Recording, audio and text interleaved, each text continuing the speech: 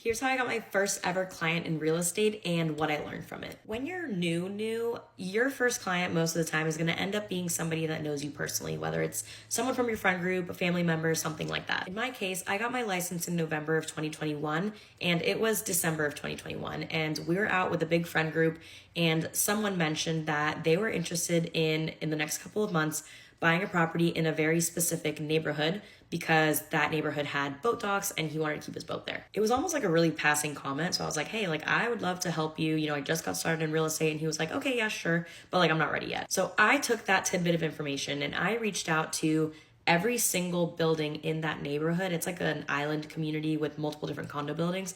I reached out to every phone number, every email address, honestly, every address that I could find saying, hey, I have a buyer who's interested in this neighborhood. Would you be interested in selling?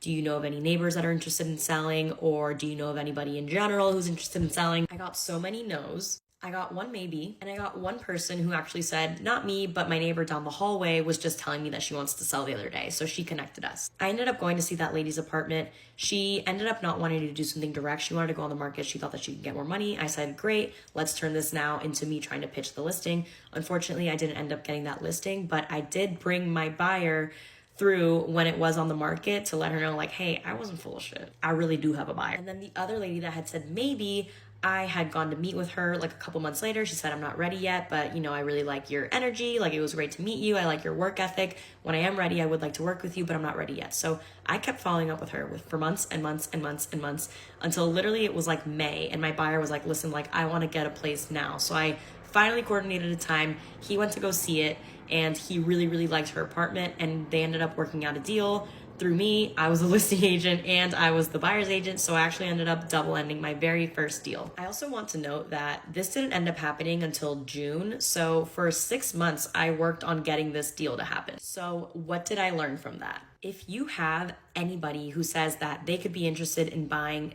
in a specific neighborhood, you need to leverage that and you need to use that as your key to reaching out to everybody who owns a property in that neighborhood and letting them know, hey, I have someone that's looking for something special that hasn't been on the market in this neighborhood and they're ready to buy if you're looking to sell. People think that if you have a buyer, you just have to wait for the perfect place to come up for them. But no, be proactive.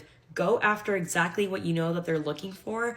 Go after it. Create that inventory yourself because that's what's going to make you stand out and get more clients versus somebody who's just going to sit back and wait for houses to come up on the market and wait for another agent to list them. Bye.